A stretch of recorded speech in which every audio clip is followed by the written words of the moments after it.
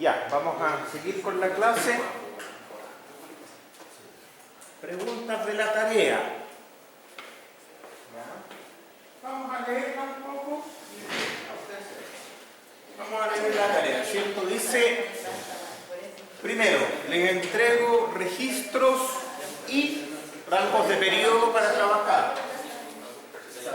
Dice, determine y grafique los espectros de pseudoaceleración SUA en sus tiempos horizontales al 5% y hasta 2 segundos. ¿Alguna duda con eso? Porque está plenamente definido. La pseudoaceleración tiene un solo significado. ¿Ya? ¿Dudas con eso? Dice, determine y grafique los espectros de pseudoaceleración horizontales al 5%. ¿Cuántos salen? ¿No? ¿Periodo? No, ¿cuántos espectros? 5, sí. Uno por cada registro de ese. No. ¿Vieron los registros? ¿Cuántas componentes tiene cada registro? O sea, sí, pero el que dice que es, bueno, hay que hacer el SRSS y el GeoMin para sus dos componentes, entonces la combinación de uno. Sí, no, pero el primero. O sea que sería hacer los 5 en X y los 5 en Y. Claro que sí. Ya, perfecto. Y después de la Y después Sí. la combinación. ¿Y de qué otra manera podría hacerlo? Porque el SRS es como raíz cuadrada del espectro en X al cuadrado más el espectro en Y al cuadrado. Y eso es lo que Ya va la pregunta entera Que mejor. dice, considere dos maneras de obtener el espectro horizontal, el SRSS y el GeoMin, por eso. A Por ver, eso, veamos. cambiamos de ese para arriba. Leamos todo mejor.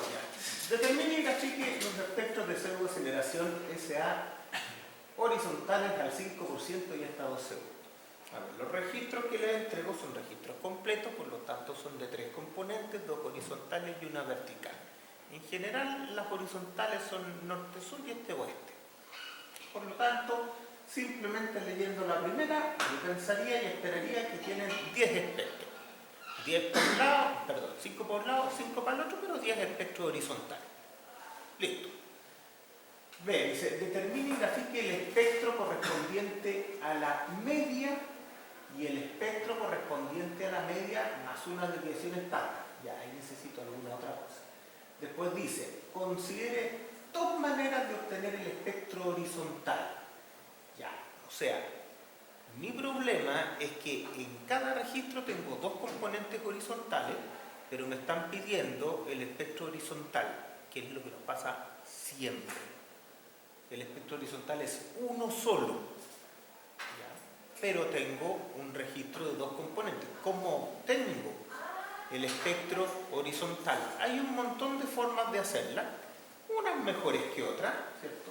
Las que yo les ofrezco acá son las más utilizadas porque son las más fáciles y aceptadas, ¿cierto? Tengo un espectro en X, tengo otro espectro en Y. Y entonces dice, considere el horizontal, ¿cierto? Primero como un SRSS de las 2 componentes, X e Y. Y con eso me sale uno solo. Y después dice, considere la media geométrica de ambas componentes. O sea, tengo 2 formas de obtener ese espectro horizontal representativo de 2 componentes. Una es la raíz de la suma de los cuadrados y la otra es la media geométrica, ¿cierto? La raíz de uno por otro. Evidentemente el resultado no tiene por qué ser el mismo, al menos que las 2 componentes sean exactamente iguales, que no va a pasar en los espectros que les pasé o en los registros que les pasé porque son registros reales.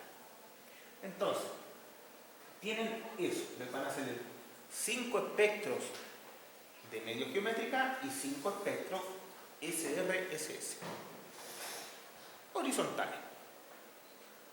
Evidentemente el SRSS y la media geométrica se hace para cada periodo de interés, de 0 a 2 segundos, que son los valores que ustedes ya tienen. ¿Ya? Bien, después dice, determine y grafique el espectro correspondiente a la media y el espectro correspondiente a la media más una desviación estándar. Claro, el espectro medio es la media de los espectros horizontales. Para cada periodo ustedes tienen 5 valores. Bueno, entonces entonces para cada periodo ustedes necesitarán la media y la desviación estándar de esos números. Y con eso podrán graficar el espectro medio y el espectro medio más una desviación estándar. ¿Ya? Después dice, ¿cuál es el factor que usted recomendaría para pasar de un espectro de media geométrica a un SRSS? El espectro debería ser mayor que 1 porque el SRSS está por arriba de la media geométrica. ¿Dudas? La parte B se calcula la media para las componentes X e Y o para los SRS y el camino. En la parte 2 usted ya tiene 5 espectros SRSS y tiene 5 espectros de media geométrica. Solo en la parte A, ¿cierto? Usted está haciendo los espectros de todas las direcciones por separado. Nosotros en general no usamos espectros en una dirección específica. Todos los espectros representativos que nos interesan son para una sola dirección horizontal compuesta. Hay varias maneras de obtenerlos, como les digo. Aquí las que les estoy dando son las que aceptan todavía las normas, que son no malas, no las mejores, pero suficientes para propósitos posteriores de diseño, que es lo que nosotros siempre vamos a querer, diseño. Veamos la 2, dice, consideren los datos de la tabla, parte A. Los datos de la tabla son magnitud y promedio anual. O sea, mayores que 8 hay 1. Después, entre 7 y 7 y 9 hay 13. Entre 6 y 6 y 9 hay 148 y así. Dice, determinen los parámetros del modelo de recurrencia Gutenberg-Richter. Ya, pues hay que graficar estas cosas y ahí en Excel ponen la línea de tendencia. Grafique la función de distribución de probabilidades y la función de probabilidad acumulada de la magnitud. Ya, entonces hay que irse a la diapositiva que decía de esas funciones y poner los numeritos que se estuvo en el anterior. Después calcule la probabilidad de que la magnitud de un evento sea mayor o igual a 7. Esto es lo que vimos al principio de la clase. Parte B. Repita la parte A. Me cargaban estas preguntas cuando estaba en la universidad. Repita todo. Dice, considerando solo los signos magnitud 4 como mínimo, ¿cuánto varía la probabilidad? Esto es importante porque cuando decimos de 4 para arriba, 4, 4, 9, 5, 6, perdemos esto. Perdemos 2 niveles, pero en esos 2 niveles estaba la mayor cantidad de datos. ¿Ya? Y como es la mayor cantidad de datos, lo que uno espera es que la probabilidad cambie mucho porque la muestra se achicó un montón.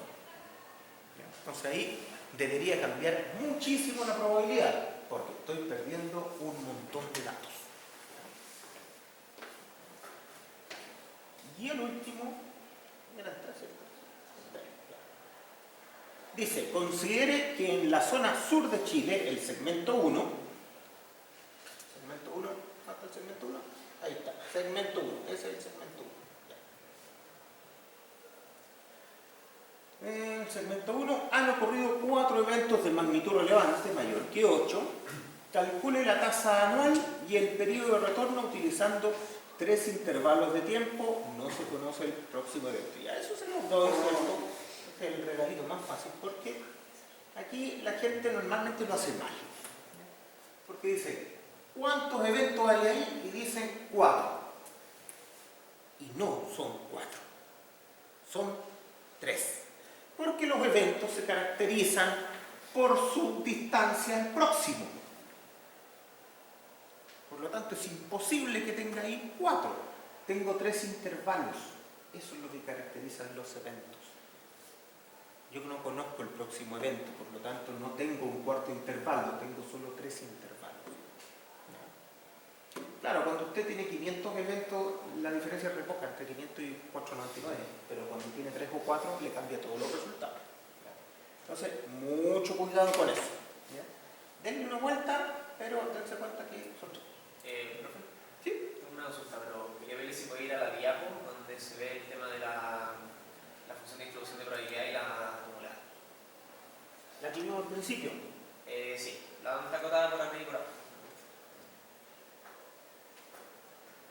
Es la 46, tiene que ser. Esa. Ya que el gráfico de la derecha, que es de la distribución inicial que está sobre 1. No puede ser que haya un error con eso, las probabilidades deben ser bajas. No, en la de la derecha. Ah, ya la entiendo. Hay un valor que da mayor que 1 en probabilidad, pero no debería ser mayor que 1. Creo que en la tarea pasa lo mismo, por eso lo consulto. No, la tarea está bien y el gráfico también. Ya, entonces, Entonces usted está mal. ¿Pero por qué sería entonces? Ojo, esta es la función de probabilidad, esta es la densidad de probabilidad.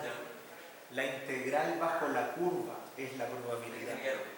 La integral bajo la curva no puede superar 1, pero el valor de cada punto en la función de densidad puede superar 1 sin ningún problema.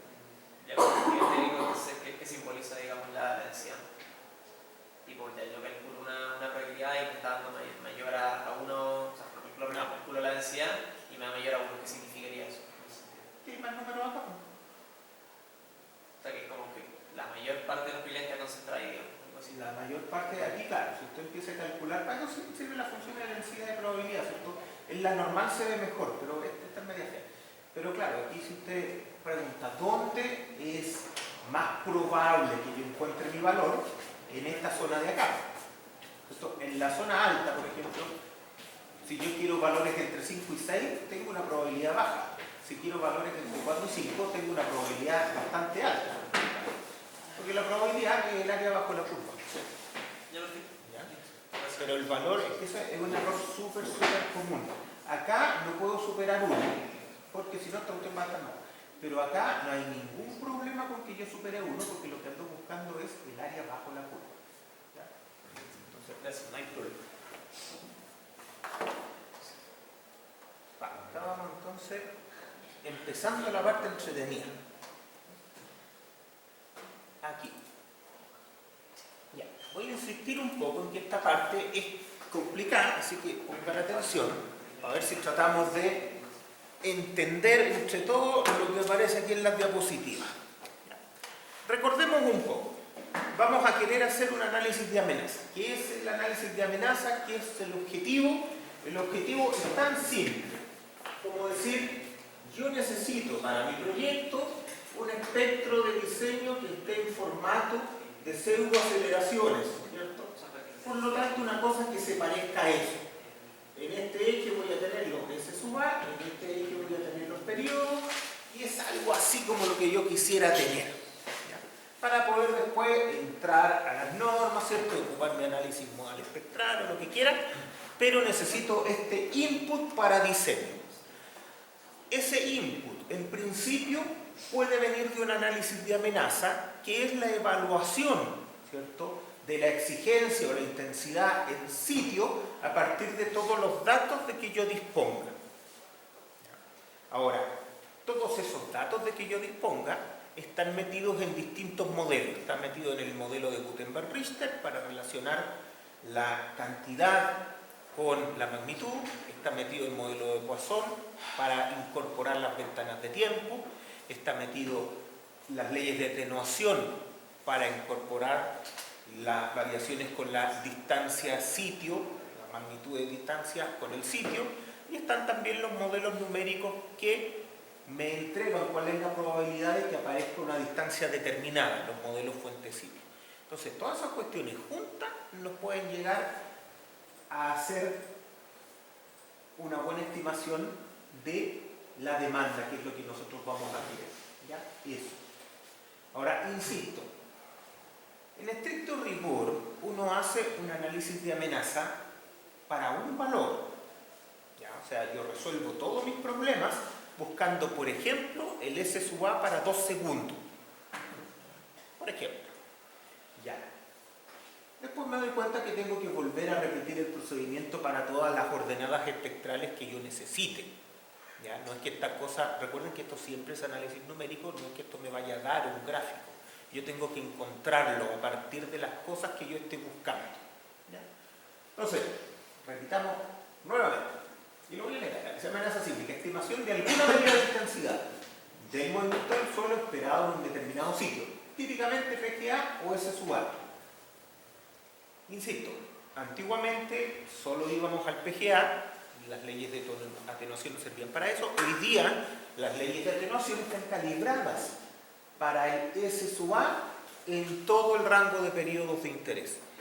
No todos los periodos, ¿cierto? Van a venir como 10 periodos y uno tendrá que tener un espectro relativamente grueso, ¿ya?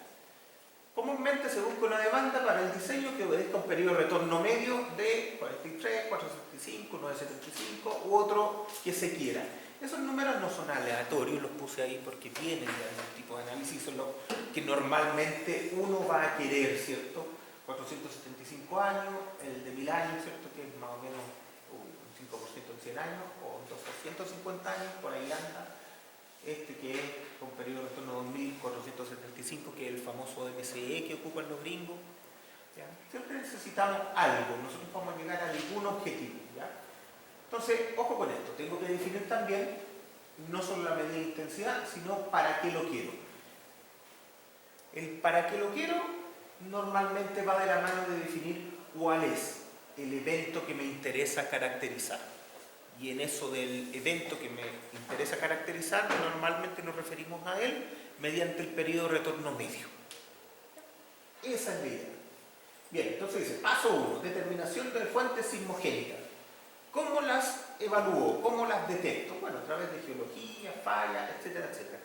Tengo que conocer todas las fuentes sismogénicas a las cuales puede ser sensible el sitio donde voy a instalar mi proyecto. Aquí en Chile es re fácil porque todo es sensible a la subducción del Pacífico. ¿Ya? Y generalmente, por lo menos desde el punto de vista práctico, no tan académico, pero más práctico, si usted tiene fallas corticales cercanas, es bastante probable que la subducción del Pacífico siga ganando al hacer un análisis de amenaza. Con eso me refiero a que las fallas superficiales, las fallas corticales, pesan muy poco en el resultado final cuando uno está suficientemente lejos. Claro, si uno va a hacer un análisis de amenaza aquí, estando arriba de la falla de San Ramón, claro, probablemente moleste un poco, pero usted se aleja, no sé, 5 kilómetros, 10 kilómetros y ya el peso que tiene la falla en su análisis de amenaza se diluye absolutamente y sigue controlando la subducción del Pacífico, que es la fuente sismogénica más energética. Desde ese punto de vista, que en Chile es más o menos fácil el asunto, porque es la subducción del Pacífico en intraplaca y en interplaca y como que ya, como que estamos más o menos listos. En otros lugares hay más fuentes sismogénicas, pero aquí casi siempre la subducción del Pacífico opaca cualquier otra fuente. Eso, si no fuera ese el caso en Chile, o sea, hubiera otras fuentes sismogénicas, ¿hasta qué distancia más o menos se considera? Buena pregunta.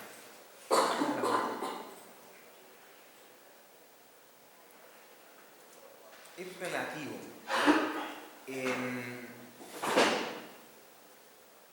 La respuesta académica sería que a cualquier distancia, pero es muy mala respuesta. En la práctica, a mí me interesan aquellas fuentes sismogénicas que me puedan aportar de manera significativa. Y eso yo diría que, no sé, 500 kilómetros ya no le afecta nada. O sea, cuando yo digo voy a tener mi proyecto en Antofagasta, agarro un circulito y digo unos 500 kilómetros, ¿qué hay más o menos ahí? Siempre está la subducción del Pacífico, ¿cierto? Pero también está hasta cuándo me afecta, porque no voy a estar evaluando una posibilidad de terremoto, no sé, en Punta Arenas, ¿cuánto me irá a afectar en Antofagasta? ¿Me va a afectar? Por supuesto. ¿Va a pesar en la amenaza? Cero. Ese es el punto. O sea, ¿afecta en estricto rigor? Sí. ¿Me importa lo que afecta? No. Entonces, desde ese punto de vista hay que filtrar. ¿Qué es lo que, y en ingeniería siempre hacemos esto, qué es lo que mueve el número? ¿Me afecta un 1%, un 2%? No me interesa, no voy a hacer el esfuerzo para eso. ¿Ya? Y eso es más o menos 500 kilómetros, incluso podría ser menos. Entonces, ojo con ese tipo de cosas. Eso lo vemos precisamente por el tema de las leyes de atenuación. Mientras más es la distancia, menos es el efecto. Bien, Tenemos los tipos de fuentes, los tipos de fuentes, ¿cierto? Eventos que pueden generar, intraplacas, desplacas, cultivar, eso. 2. Estimación de la magnitud y frecuencia de los sismos. Ahí se mete Gutenberg-Richter, que típicamente para Chile ya lo tenemos calibrado a través del trabajo de Paulus. Pero también lo podríamos calibrar si tuviéramos los catálogos suficientemente buenos. Yo no me metí en ese detalle, pero los catálogos de sismos para calibrar los modelos Gutenberg-Richter deben estar, como se les dice, completos, consistentes y no sé qué otras cosas, que básicamente significa remover las réplicas, precursores y todas esas cosas para dejar los eventos principales. Con eso usted, teniendo un buen catálogo completo, estimar el modelo Gutenberg-Richter se hace más fácil. Normalmente no lo vamos a necesitar acá en Chile porque tenemos una buena estimación ya. 3. Determinación de la distancia fuente-sitio para cada fuente. Típicamente la distribución probabilística fuente-sitio, que son los monitos numéricos que les mostré. ¿Ya? Aquí, otra vez, vamos a tener la subducción del Pacífico probablemente, que va a ser la única que tengamos que modelar. Desde ya les cuento que, si bien estas cosas se pueden hacer en Excel y es bien molesto, hay software específicos para este tipo de cosas. En general se ocupan software. De hecho, internacionalmente para el análisis de amenaza hay algunos países que tienen normado incluso el tema de los software y que aceptan el uso de uno u otro software en particular para el análisis de amenaza. Acá en Chile no tenemos eso. Acá en Chile cada especialista, ¿cierto?, tiene su rutina en MATLAB o en lo que sea y hace los análisis de amenaza. ¿Ya? Precisamente porque van avanzando las leyes de atenuación. Entonces, aquí en Chile el trabajo es distinto de cómo se hace afuera y eso hay que entenderlo también. Yo desde ya les digo, si van a ustedes contratar un análisis de amenaza con proyecto en Chile, no lo contraten fuera de Chile. Es así de simple. ¿Ya?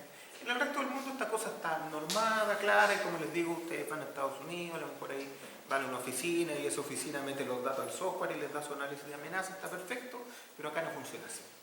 Acá, para bien o para mal, somos el país más sísmico del mundo y necesitamos mucho más. ¿Ya? Y en general siempre hay necesidad de que un especialista serio vea el análisis de amenaza y tome decisiones para el proyecto específico o para el sitio específico. Se hace necesario. ¿Ya? Esto no es meter números a software. No acá en Chile. ¿Ya? Con el nivel de demanda que tenemos, que es tan tremendamente alto, no es fácil. Sobre todo si estamos metidos en lugares con suelos complicados. Los suelos del norte son re fáciles, son todos mineros, son duros, pero los suelos del sur son suelos incluso que pueden ser licuables, suelos muy malos, donde ya tenemos problemas para hacer fundaciones. Imagínense la respuesta dinámica del suelo, son muy molestos. Entonces hay que tener harto cuidado. Es bien importante que ustedes contraten especialistas chilenos y cuando estén en la práctica se van a dar cuenta que son contados con los dedos de una mano los especialistas, son como 4 o 5, no hay más tampoco. ¿Ya? Bueno, hay más, pero no es lo mejor. ¿Ya? Bien, determinación de distancia fuente-sitio. 4. Determinación de la medida de intensidad de interés en función de las condiciones específicas del sitio. Magnitud, distancia y suelo, utilizando modelos de movimiento del suelo, GMM, GPE y esas cosas. Y finalmente, ¿ya? Y lo puse aparte precisamente por lo que les conversé antes, dice, ajustar resultados debido a condiciones locales de amplificación de suelo. Ya, insisto, en la gran mayoría de los casos usted no va a tener información suficiente del sitio de interés para hacer un análisis de amenaza con efecto de sitio explícito. Y con efecto de sitio explícito me refiero a que usted haga su estudio de amenaza a nivel de roca, después a través de otros modelos de suelo, ¿cierto?, de cada estrato, usted lo lleve a superficie considerando lo que específicamente pasa en cada estrato. ¿Ya? Eso usted lo puede hacer, pero normalmente no va a tener la información. ¿Ya? Entonces, como no va a tener la información, típicamente el suelo va a estar metido en la ley de atenuación. Como les digo, eso es una necesidad de la práctica más que algo que sea bueno. Es suficiente cuando, y estoy hablando desde un punto de vista netamente práctico, es suficiente cuando los suelos son buenos, podría no ser suficiente cuando los suelos son malos. ¿Ya? De ahí hay que tener harto cuidado en suelos malos. Cuando usted llega a un suelo tipo D, ya tenga cuidado.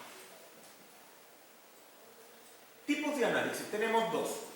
Análisis determinístico y análisis probabilístico. Ahí dice Deterministic Case Analysis. Y el otro dice lo mismo, pero en vez de determinístico dice probabilístico. ¿Ya?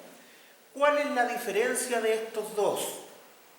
Y aquí es donde hay que entender muy bien la diferencia entre los dos, porque no son iguales, no representan lo mismo, pero a ambos se les atribuye un valor para proyectos que es prácticamente el mismo, que en mi opinión no está bien, es inadecuado, pero es lo que tenemos hoy por hoy. ¿Qué es un análisis determinístico? ¿Ya? Dice, es un escenario específico que yo evalúo. Por ejemplo, paso 1. Tengo 3 fuentes. La 1, la 2 y la 3.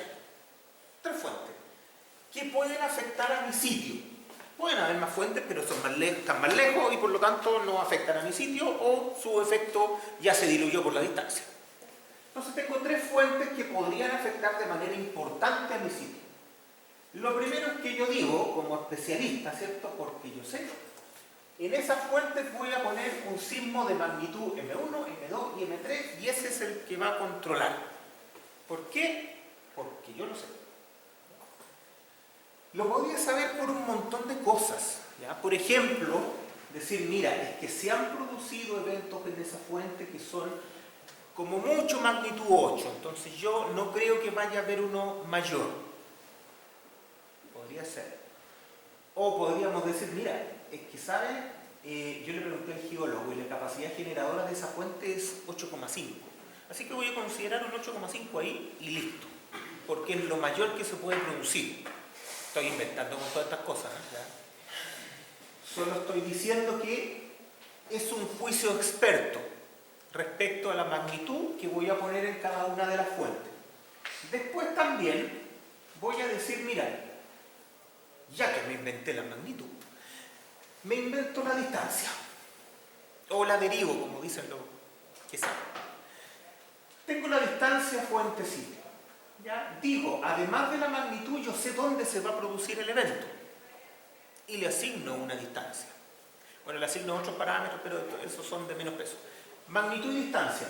Como tengo magnitud y distancia, ¿cierto? Entonces yo ya me puedo meter a las leyes de atenuación que sean aplicables acá, ¿cierto? Entonces puedo evaluar mis medidas de intensidad. Por ejemplo, yo podría directamente para las leyes de atenuación que yo quiera, ¿cierto? No sé, supongamos que tenemos una, mientras tanto, para que sea fácil. Ya, voy a tener una ley de atenuación que le puse a la fuente 1, otra que le puse a la 2, otra que le puse a la 3, o puedo poner la misma para la 3, no sé, ahí verán ustedes. Pero, teniendo magnitud y distancia, yo ya tengo básicamente, a través de la ley de atenuación, tengo un espectro completo. Entonces, puedo tener un espectro completo acá, para cada una de las fuentes. Entonces, a lo mejor ahí yo digo, mira, ¿sabes qué? Para cierto rango de distancia o periodo, o lo que usted quiera, controla la fuente 3. Para otro rango, controla la fuente 2. Y para otro rango, controla la fuente 1. Y así voy armando mi espectro, entendiendo que para unas zonas de periodo controla una fuente, para otras zonas de periodo controla otra fuente, ¿ya? Y así voy a llegar a armar un espectro que es una colección de medidas de intensidad. ¿Cuál es el problema que uno tiene con esto? ¿Por qué hay problema? ¿Cuál es el problema más grande que tiene esto, que ustedes le ven a esto? Más allá de que me lo inventé todo también. Pero supongamos que el tipo es muy experto y que tiene todas las competencias para inventarse todo. ¿Cuál es el problema? Igual. Tiene un problema grande. Y no es que sea un invento. Y es que yo no sé cuál es la confiabilidad del valor espectral que me están dando. ¿A qué me refiero con eso? Hoy día nosotros trabajamos con confiabilidad. Nosotros lo que queremos es que una estructura tenga una probabilidad de falla o no conocida, bajo ciertos escenarios. Por lo tanto, siempre me aparecen las probabilidades para saber dentro de qué niveles de confiabilidad yo voy a estar trabajando. No digo que vamos a tener que estar calculando probabilidades cuando diseñemos las vigas, ¿ya? Lo que digo es que sabemos que los procedimientos que nosotros usamos nos conducen a estar dentro de unos rangos de probabilidades de falla acotados y conocidos. Cuando yo digo, hice eso y esto, llegué a un espectro, pero ese espectro no tiene un valor de confiabilidad conocido. Por ejemplo, ¿esto qué será? ¿Un evento de 475 años de periodo de retorno medio? ¿De 1000 años de periodo de retorno medio? ¿Con alguna cierta probabilidad de excedencia en un periodo? No tiene esa característica.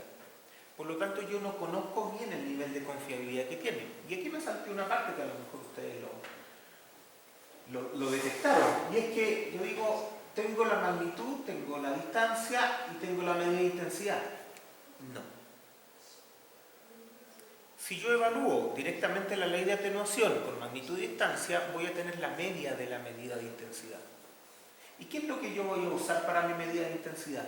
Uso la media, uso el percentil 84, que típicamente se ocupa. ¿Qué uso? Percentil 84 porque en una distribución normal, la media más una desviación estándar me lleva al 84 y dos desviaciones estándar me llevan como al 96. Entonces, es un valor bien mágico la media más una desviación estándar en ingeniería estructural. Por eso hablo del percentil 84, pero ahí tengo otra decisión que tomar. ¿Me quedo con la media? ¿Me quedo con la media más una desviación estándar? Yo les he conversado que en ingeniería estructural yo jamás me quedaría con la media. Alguien dirá, bueno, es que la desviación estándar es muy grande, bueno, con mayor razón. Y si es muy chica, bueno, con mayor razón, porque si es muy chica me importa poco, pero me protege. Entonces, en realidad, siempre tengo que tener de alguna manera la dispersión del fenómeno, y eso me lo da una desviación estándar. Si la desviación estándar es muy chica, ¿podríamos ocupar la media? ¿Se acepta desde algún valor, digamos? No está totalmente normado esto, pero yo diría que no. Por ejemplo, los gringos lo que típicamente usan, y tiene harto sentido, decir, mira, yo voy a comparar algo con el percentil 84, y estas son reglas súper rudimentarias antiguas, y después lo divido por 1,5. Y alguien dirá, pero es que eso es más o menos lo mismo que usar la media. Numéricamente, puede ser. Desde el punto de vista probabilístico, no. Porque yo, al no usar la media, incorporé la dispersión del fenómeno. Incluso si después yo lo quiero volver a bajar, yo ya conozco la confiabilidad real de ese número. En cambio, si me quedo solo en la media, no conozco la dispersión. Y ese es el gran problema. Por eso yo también me voy por esos caminos. Mira, siempre evalúo la media y la media más una desviación estándar. Como mi tarea. Y con eso ustedes van a tener una buena idea de cuál es la dispersión de ese fenómeno. Podrá ser grande, podrá ser chica, pero por lo menos la tiene. Entonces, ojo, aquí hay un problema. Y el problema es precisamente que no sé lo que salió. No sé lo que significa. ¿Eso significará que está malo? No, para nada. De hecho, esta es la forma en que tradicionalmente se han hecho los análisis de amenaza. En la época de las cabezas, ¿cierto? Cuando hacían los análisis de amenaza, lo hacían de esta forma. Bueno, pero este año atrás no había otra forma de hacerlo. Con una calculadora uno no va a llegar a los análisis probabilísticos. Pero hoy día esto ha cambiado, esto ha evolucionado, y ha evolucionado hace rato. Y por eso que es importante entenderlo y conocerlo. ¿Qué es un análisis probabilístico? ¿Cuál es la diferencia? Fuera de que el bonito es más terrible. ¿Cuál es la gran diferencia entre estas dos cosas? Que el análisis determinístico era, digámoslo, fácil. Me invento el sismo, lo meto en la ley y ya. Pero hay que tener espaldas suficientes para que a uno le crean y para que le paguen por eso.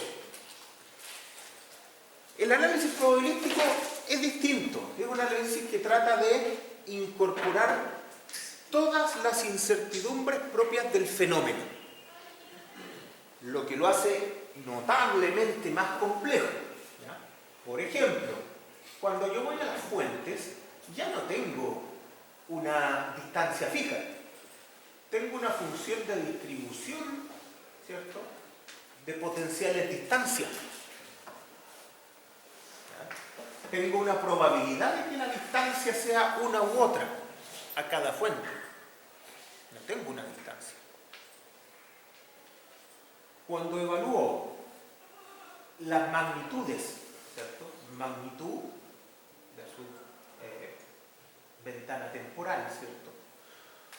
Aquí ya no voy a decir, oye, la magnitud que se puede producir es una. No, aquí se pueden producir todas las magnitudes y pueden tomar todas las distancias.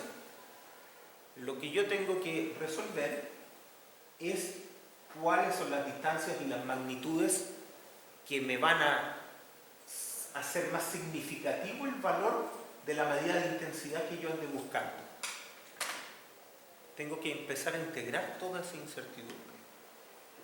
Y es complejo, que este es un modelo probabilístico, estos son modelos probabilísticos, y me van a escupir un modelo probabilístico, ¿cierto?, de mi parámetro, ¿cierto?, el SA, versus la distancia. Entonces yo voy a hacer esta curva, pero esta curva me voy a dar cuenta, ¿cierto?, que tiene una distribución asociada. O sea, cada punto de esa curva es una distribución probabilística.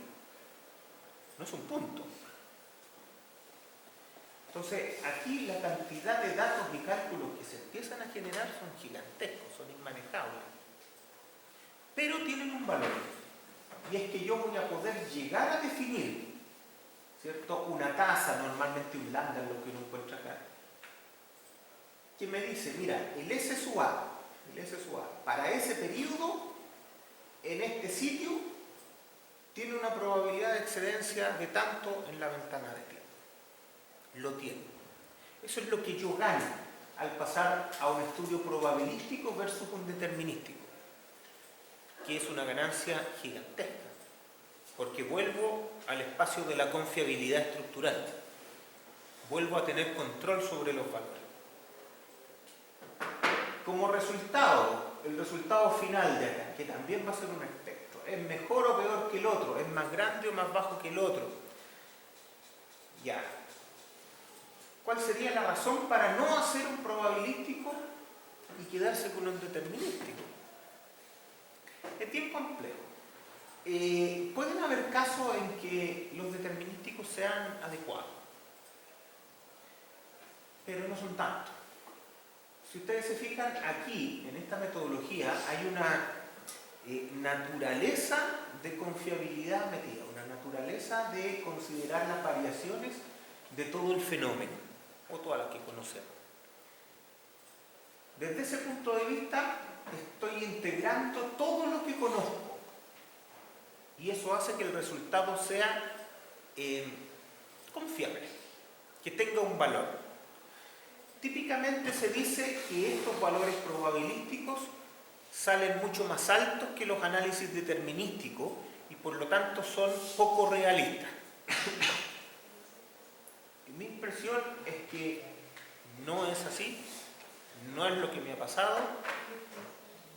Incluso pensaría que pueden haber errores en haber hecho análisis determinísticos quizás no comparables con los probabilísticos equivalentes. El asunto es que incluso si un análisis probabilístico saliera por arriba de un determinístico, ¿tendrá sentido despreciar el probabilístico? Que tiene un significado claro, que no tiene el determinístico. Entonces, el hecho de que pueda salir más alto, que insisto, no es lo que me ha pasado, pero el hecho de que pueda salir más alto, ¿es razón para despreciarlo y cortarlo? Cortarlo por experiencia, como dicen por ahí. Se puede hacer, es opinable, pero el cortar estas cosas por experiencia es complejo. El profe dijo que el determinístico suele salir más alto. Perdón, el probabilístico tiende a salir más alto. Tiende a salir más alto. Eso se dice, no es mi experiencia. Pero el más alto al final, utilizar el más alto sería utilizar el conservador, o sería incorrecto decir eso. Usar el más alto sería conservador, pero el argumento es que el probabilístico sale en terremotos que nunca se han visto. Cosa que tiene todo el sentido del mundo cuando yo quiero decir que es un espectro que establece una demanda con 475 años de periodo de retorno. Es algo que evidentemente no necesariamente se ha visto, pero no importa que no se haya visto. Lo que importa es que tenemos el valor para el cual queremos hacer las cosas. Ese es el punto. Recuerden que para el 27F no había tsunami hasta que hubo. No había licuación hasta que hubo. Este asunto de que no se ha visto es complejo de tratar. Lo que no se ha visto no significa que no exista. Insisto en la ventana temporal que estamos evaluando. O sea, si ya estamos pensando en trabajar con periodos de retorno razonables de 475 años y tenemos ventanas de observaciones de 200 años, ya estamos absolutamente fuera. Entonces hay que tener claro, no podemos tratar de ser serios por un lado, pero como no me gustó el resultado, lo borro. Hay que tomar decisiones antes. Bueno, ninguna de estas dos cosas, en principio ninguno de estos dos tipos de análisis proviene de un procesamiento estadístico de registros sísmicos medidos en sitio o algo equivalente, claro, porque a veces la gente aparece con cosas súper raras, y esto ustedes lo van a encontrar con clientes o con gente que habla pura tontería, que se parece mucho. Y es que dicen, no, mira, es que pongámosle el sismo máximo que se ha medido en ese lugar. Primero, yo no puedo saber cuál es el sismo máximo, porque es máximo para una condición, para otra condición, para la tercera condición, para qué tipo de estructura, depende, la demanda que recibe una estructura depende de la dinámica propia de la estructura. Por lo tanto, yo no tengo una respuesta para un sismo máximo. A lo mejor tengo una respuesta máxima para distintos eventos que puedan llegar. Entonces, es complejo cuando aparece esto, por ejemplo. ¿Qué les puedo decir? Cuando alguien dice, no, mira, ponle el sismo máximo que se midió, el registro más exigente de Concepción. Ok, ¿y qué concluyo con eso? Concluyo que si la estructura hubiera estado donde no va a estar y hubiera habido ese sismo que no se va a repetir y hubiera sido filtrado por los suelos, que ya no son los mismos, entonces se hubiera aportado de una manera buena o mala. ¿Y eso para qué me sirve? Porque lo único que sé es que eso no va a volver a pasar jamás, probabilísticamente. Entonces, claro, lo que yo necesito es confiabilidad, necesito una banda de resultados, necesito una banda de posibilidades y en base a eso definir mi confiabilidad. No tenemos un número, nunca tenemos un número. Tenemos colecciones de números, confiabilidad en ciertos rangos. Esa es la manera en que trabajamos. Y se lo hago notar porque muchas veces aparece esto de, pero métele los registros de no sé dónde para ver cómo anda. Está bien, va a andar bien o mal, pero ¿eso qué me da? Es complejo esa parte. ¿Para qué sirven, por ejemplo, los registros de un lugar específico, los registros de Concepción en suelo malo? ¿Para qué me sirven? Para hacer toda esta juguera de números, llegar a un espectro y después decir, mira, ¿qué espectros me arrojaron los registros más exigentes que se me dieron ahí? ¿Tienen alguna relación con lo que me salió de acá o no? Ahí yo podría tomar decisiones y ahí a veces se encuentran cosas raras, sobre todo en suelos malos. En suelos malos sí se encuentran cosas raras, en suelos buenos no mucho. ¿Ya? Pero en suelos malos yo podría llegar a encontrar cosas como, oye, ¿sabes qué? En ese lugar me aparece un segundo pic por acá, que es el pic del suelo. Y se ha visto, y pasa. Entonces, para eso sí me sirve la data local y específica, que no es lo mismo que un determinístico. Entonces, ojo con ese tipo de cosas. ¿Cómo elegir los Brown Motion Model? En general, nosotros, para hacer estos análisis, no elegimos un GMM. Elegimos todos los que sean aplicables, todos los que nos parezcan razonables. Y eso nos lleva a este concepto del árbol lógico. Y es decir, mira, yo puedo tener varias funciones de elección, por ejemplo, para la geometría de la fuente.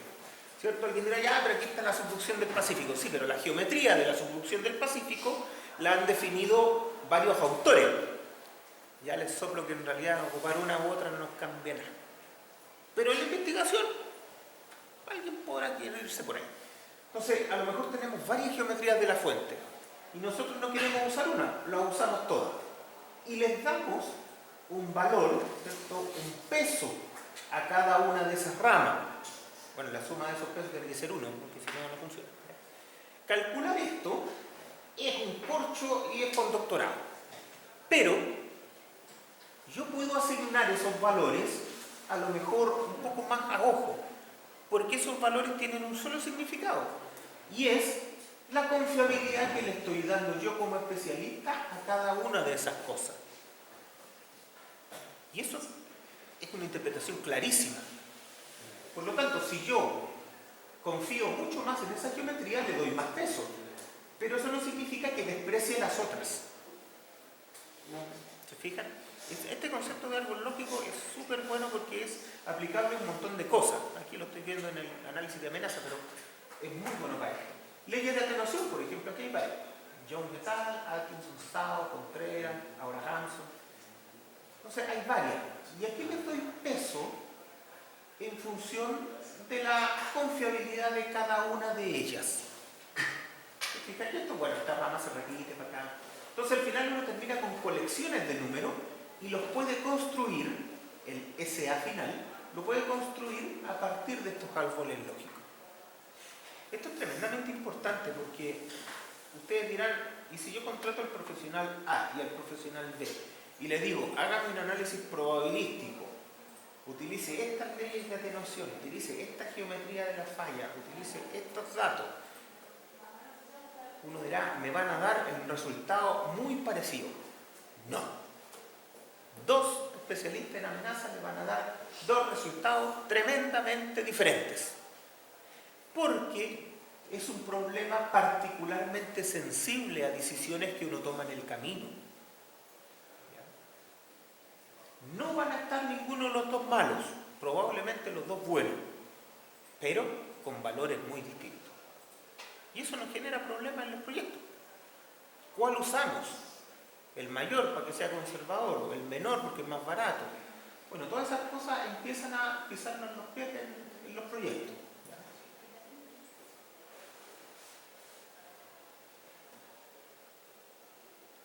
Cálculo de la amenaza sísmica probabilística.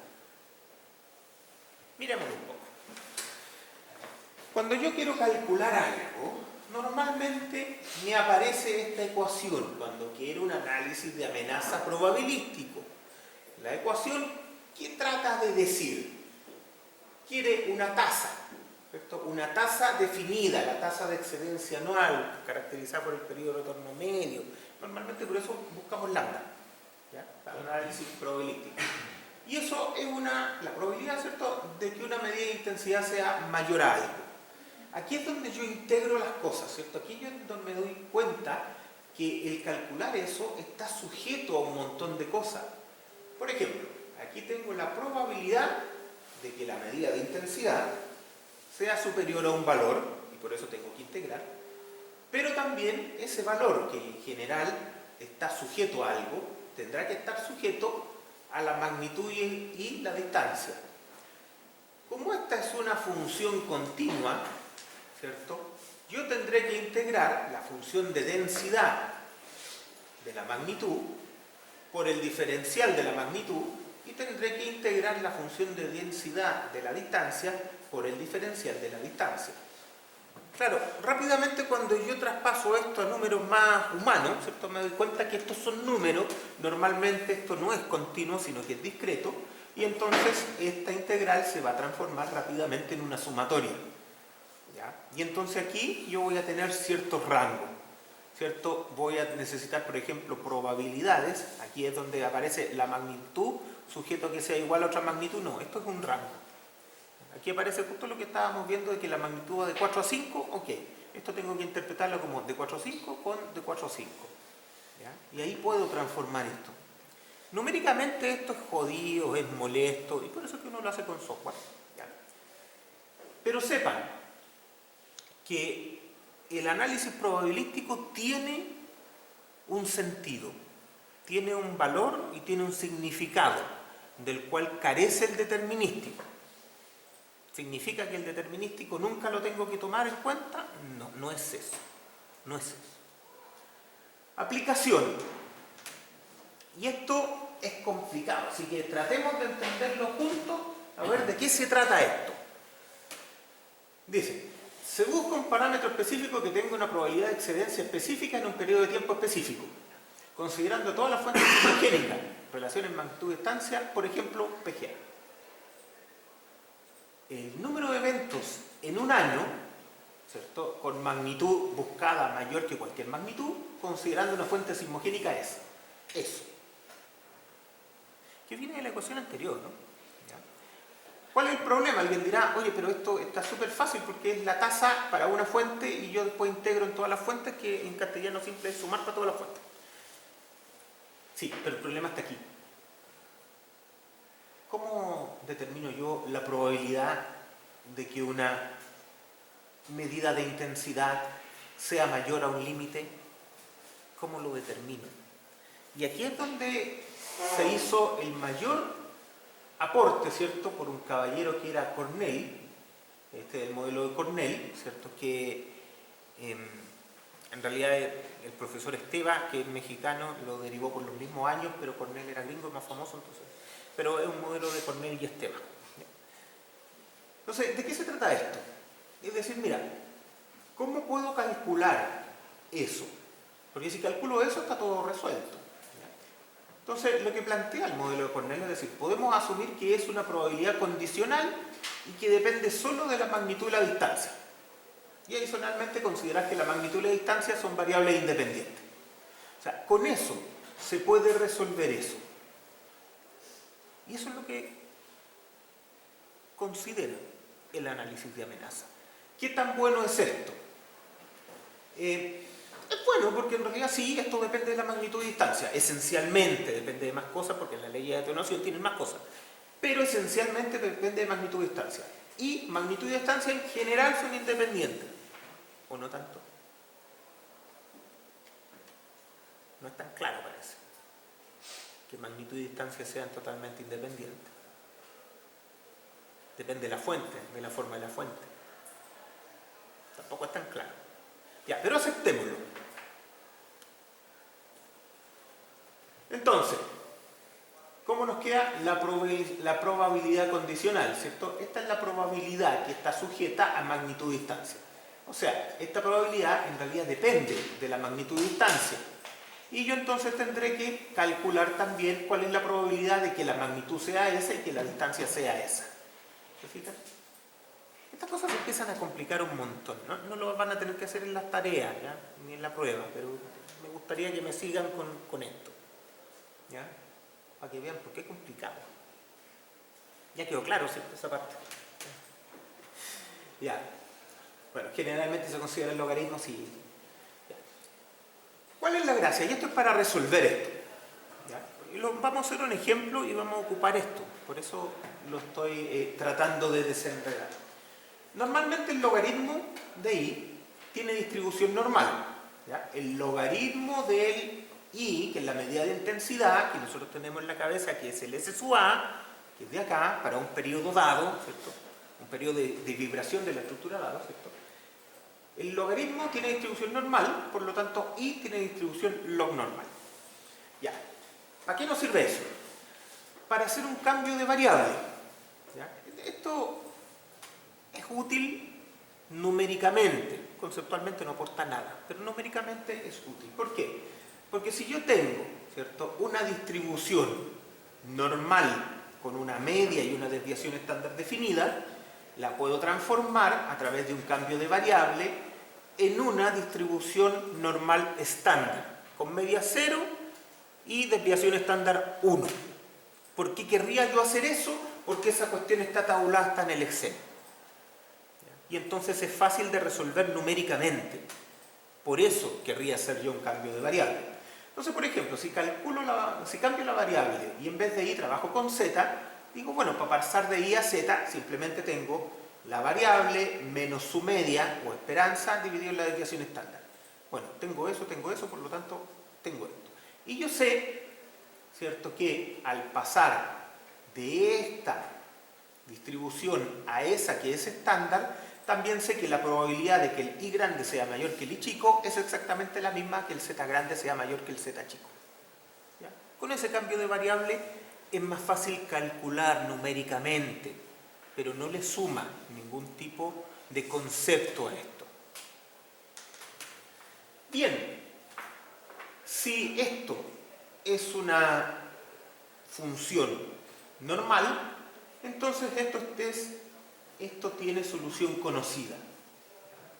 ¿Cuál es la probabilidad de que el i sea mayor? Bueno, es 1 menos la probabilidad acumulada, y la probabilidad acumulada es que sea menor. Entonces, 1 menos eso. Y lo tengo. Y ahí está. Esa es la definición de la distribución normal. ¿Ya? Entonces, todas estas cosas están más o menos conocidas. Serán medias jodidas para calcular, pero son más o menos conocidas. Si yo esto lo meto en la distribución de probabilidades que le mostré hace 2 diapositivas y suponemos que la fuente es lineal, ¿por qué vamos a suponer que la fuente es lineal? Porque es la ecuación que conocía, porque es la que les di, porque es la única que tengo, por eso supongo que es lineal. Y la aplico, me queda esta ecuación. Entonces queda que si la fuente es lineal, básicamente la probabilidad de que la medida de intensidad, el S sub A, sea mayor a un límite dado, es evaluable de manera muy directa. Yo tengo que integrar, ¿cierto?, desde menos infinito hasta el z, porque esa es la distribución normal, ¿cierto? Tengo que integrar para las magnitudes, ahí está, y tengo que integrar para las distancias, y esto tiene el parámetro de la forma de la fuente. Por lo tanto, esto me da directo, y ahí el problema está resuelto para una fuente lineal. Ahora, alguien dirá, ¿y para qué me sirve? Porque las fuentes lineales no hay, y son pocas, o no importan mucho porque son corticales. Sí, aquí no nos sirve mucho, pero sirve para hacer un ejemplo. Entonces, veamos un ejemplo básico y tratemos de entenderlo. Por ejemplo, dice, datos, oeste de Estados Unidos, para poder ocuparlo de arriba, porque si no, no lo puedo ocupar, porque acá tenemos subducción. Oeste de Estados Unidos, dice, mínima distancia desde el sitio a la proyección superficial de la falla. Ya, son fallas lineales. Y tengo 2 fallas. ¿Ya? Mínima distancia desde el sitio a la proyección superficial de la falla. 10 kilómetros para una, 20 kilómetros para la otra. Excelente. Máxima distancia, 18 y 31 respectivamente. Ok, tengo bastante descrita ya la falla.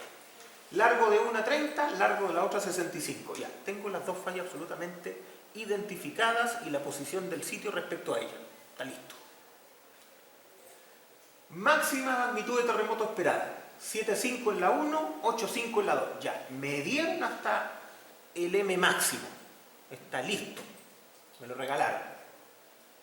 Constante Gutenberg-Richter. 2,25 y 0,75 para la 1, 3,3 y 0,88 para la 2. Listo. Me dieron el modelo Gutenberg-Richter también. Considerar magnitud mínima 5 para ambas fallas. Ya, o sea, tengo absolutamente definido el modelo Gutenberg-Richter tanto por abajo como por arriba, M0 y M máximo. Para cada falla, tengo las formas de las fallas, tengo todo. Bueno, y tengo la distribución probabilística fuente-sitio porque era la función que vimos recién. Y entonces, ¿qué me preguntan, cierto? ¿Qué más? Dice, velocidad de onda de corte del depósito de suelo, 1396 metros por segundo, la distancia mínima corresponde a los centros geométricos. Ya. O sea, me están diciendo que el depósito de suelo que hay ahí es muy, muy bueno.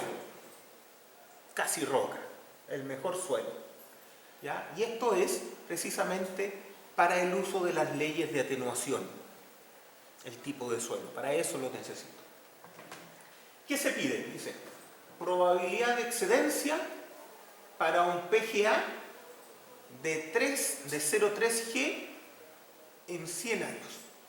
O sea, necesito la probabilidad de excedencia de un PGA de 0,3G en 100 años, que es una forma bien rara de preguntar estas cosas. Normalmente es al revés. Yo digo, necesito el PGA para una probabilidad de excedencia de tanto en ese periodo de tiempo. Así se pregunta normalmente. Aquí lo preguntaron al revés. Veamos cómo podemos resolver esto. Claramente tenemos todo. ¿Qué es lo que nos falta acá? Falta la elección de la ley de atenuación. ¿Qué ley de atenuación tengo que usar? No le pregunto el nombre, le pregunto más o menos las características. En principio, ¿cierto? Tengo que usar una ley que me permita modelar la zona oeste de los Estados Unidos, que incluya este tipo de fallas, ¿cierto? Terremotos relativamente corticales para estas magnitudes, ¿cierto? Y que tenga la capacidad de modelar el suelo mediante la velocidad de onda de corte. Necesito que las leyes que yo escoja tengan esas características. Bien, ¿qué partimos calculando? Lo que cualquiera haría. Lo primero que se puede calcular son los lambda cero porque tengo los números. ¿Cierto? Lo que cualquiera haría en una prueba. ¿Qué puedo calcular? Esto, ¿ya? Porque están los números. Entonces, calculo el lambda M0. ¿Cómo se calcula? Así. ¿Cuántas fuentes tengo? 2. Entonces, el de la fuente 1 y el de la fuente 2 me dan. Aquí tengo 0.032 eventos por año. Y aquí tengo 0.079 eventos por año. Bueno, ese es el lambda 0 nomás, por la tasa de los terremotos más bajos. Listo, ¿cierto? Esta cuestión es re fácil, ¿cierto? Ahí está la magnitud, el terremoto bajo, los alfa y beta, que dependen de los A y B, ¿cierto? Ahí están. Hasta ahí, como que limpiecito. Esta parte no tiene mucha complicación.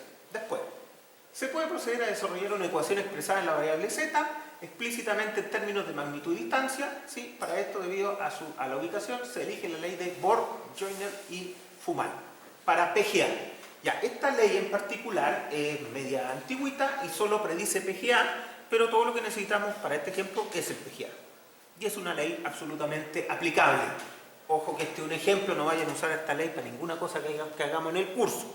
¿Ya? Pero esto es simplemente una ley aplicable para este caso. Entonces, ¿qué forma tiene esta ley? Dice, la media del logaritmo de la pseudoaceleración vale eso y depende de la magnitud y la distancia, nada más.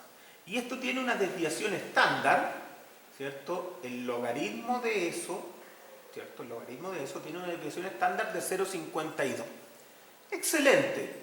Tengo la media, tengo la desviación estándar. Vamos bien para hacer el cambio variable. Porque por definición, ¿cierto? El z es el logaritmo de la cosa que ando buscando, menos la media, y la media es eso que está ahí, lo pongo ahí, y la desviación estándar es lo que está acá. Por lo tanto, ahí ya tengo el valor de z. ¿Cuál es el cambio variable acá? Simplemente dije, bueno, conozco la variable que ando buscando, que es el 0,3g, la metí ahí, y donde decía mw grande puse m chico para que sea la variable de integración, y donde decía r grande puse r chico para que sea la variable de integración. Pero esto es exactamente lo mismo que teníamos antes. Seguimos avanzando. Dice, ahora, la probabilidad de que el PGA exceda 0,3 para cada falla, y ojo, siempre es para cada, no para cada falla, para cada fuente sismogénica, ¿cierto? Es esta. Porque la definimos recién. Es esta. Y si se fijan, tengo todo. Tengo el R mínimo y el R máximo, tengo el M0 y tengo el M máximo, tengo el Z. Por lo tanto, puedo evaluar esto sin ningún problema. Para cada una, entonces, de las fallas o de las fuentes sismogénicas, evalúo lo que hay arriba. ¿Y qué es lo que me dio? Dice, la probabilidad de que el PGA sea mayor que 0,3 en la fuente 1 es esa. Y que sea mayor que 0,3 en la fuente 2 es esta otra. Evidentemente la fuente 1 está controlando por mucho, la razón es como de 10 veces. Aquí es donde yo les decía que uno de repente empieza a ver, oye, y para mayor distancia ya me interesa, y para otra fuente ya no me sube. Ahora, en estricto rigor, ¿cierto? las probabilidades totales siempre son las sumas de estas. Pero sigamos siendo rigurosos. Ya, la probabilidad de la fuente 1 ahora es el lambda m0, que ya lo tengo, por este número que acabo de calcular. Y esto me va a dar, ya, metiendo la parte temporal. Entonces aquí otra vez me sale 4.900 versus 1.400. Ya, aquí al meter el lambda 0 como que la cosa ya no quedó tan lejos. Aquí ya vuelven a ser comparables. Después, la tasa de ocurrencia anual en el sitio será la suma de todas las fuentes, claramente gobernada por la fuente 1 que me da 5 y el total fue 6,3. O sea, aquí si yo hubiera hecho todo esto solo para la fuente 1, probablemente hubiera tenido una muy buena aproximación. ¿Ya? Lo correcto es hacerlo para todas las fuentes, pero podría haber tenido una buena aproximación. ¿Dónde digo esto? Cuando hay una fuente a 500 kilómetros, probablemente aquí el peso en este tipo de cosas ya es nulo. Y ahí es donde uno ve cuál es una buena distancia. Bien, finalmente podemos evaluar la probabilidad de excedencia del PGA dado 100 años, porque aquí tengo la tasa. Tengo la tasa, tengo los 100 años, tengo el PGA, me meto a Poisson, ¿cierto? Despejo y me sale 0.062. O sea, tengo un 6,2% de probabilidad de excedencia del 0,3G en 100 años en ese sitio. ¿Ya? Esto es amenaza probabilística. Aquí integro todas las incertidumbres. ¿Qué hubiera sido determinístico? Es decir, mira, yo voy a decir que en la falla 1 voy a tener una magnitud dada, a una distancia dada, y llego a esto también, y a lo mejor el número es distinto. Pero yo no tendría una manera, como acá, de decir eso tiene un cierto nivel de confiabilidad definido, que es algo tremendamente valioso. ¿Cuál es el nivel de confiabilidad específico? Aquí les muestro, ¿cierto? Estas son curvas de isoaceleración, ¿cierto? Con probabilidad de excedencia del 10% en 50 años, comparado con la zonificación de la 433. La zonificación de la 433 son los colores. Color rojo, no sé si esto tendría que verlo alguna niña, porque yo veo 16 colores, no. Eso, esto sería como en moradito, no sé. Bueno, y un verde.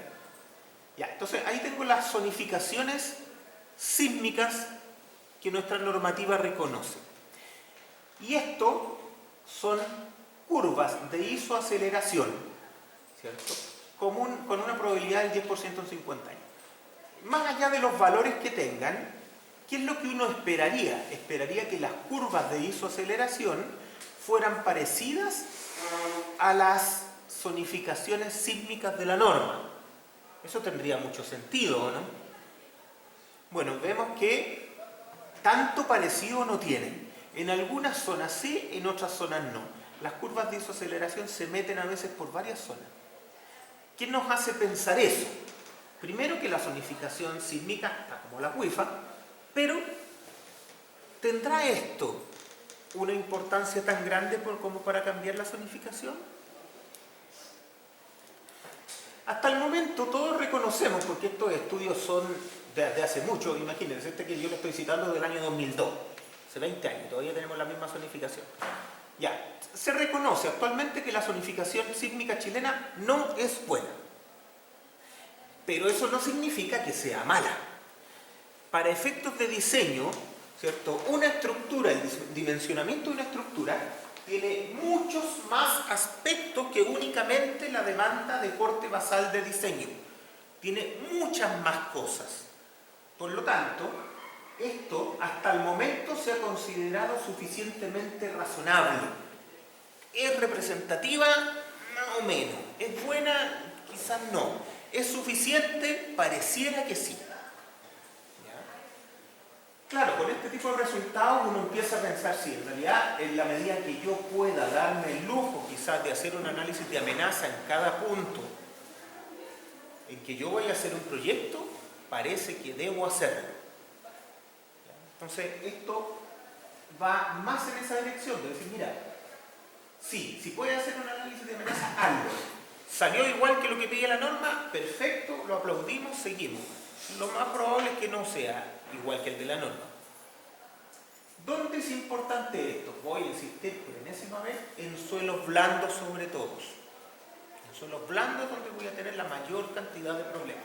En otros lados ustedes dirán, ah, mira, a lo mejor la demanda de la norma está por arriba de lo que yo realmente espero, entonces podría hacer un análisis de amenaza para bajar la demanda en ese lugar. Podría hacerlo.